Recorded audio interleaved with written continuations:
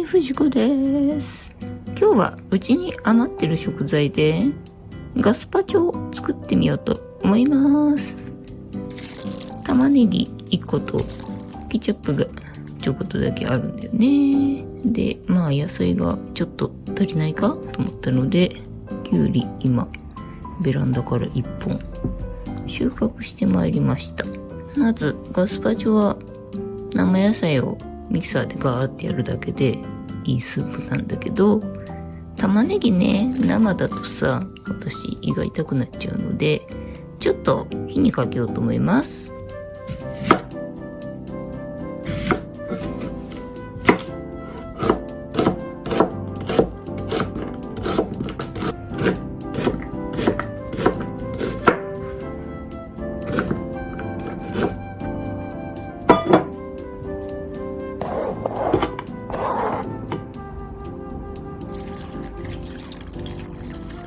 カップルぐらいの水、1カップの水を加えました。は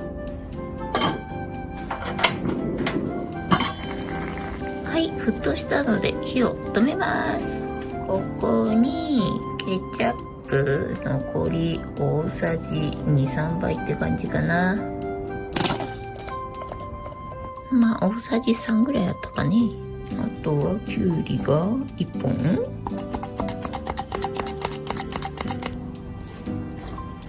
こんな感じかね。で、本当だったらバゲットをね、入れんだけど、バゲットないんだよね。その代わり、今、うちにクロワッサンがあるからね。バゲットの代わりにクロワッサンで代用して作ってみようと思います。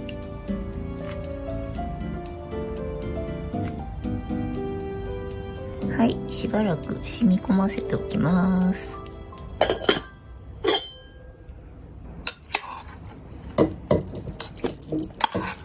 はい、ではミキサーにかけます。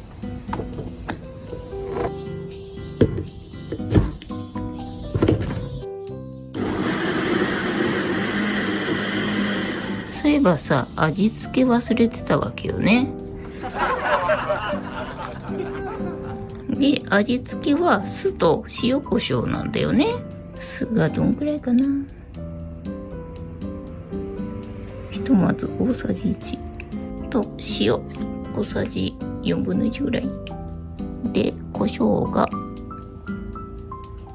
少々。はい、では味見してみます。酸っぱい。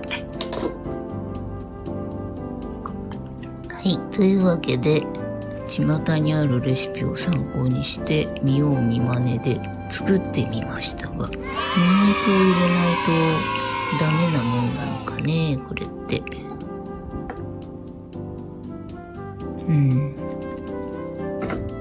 逆にこれをバゲットにつけて食べたいぐらいだ。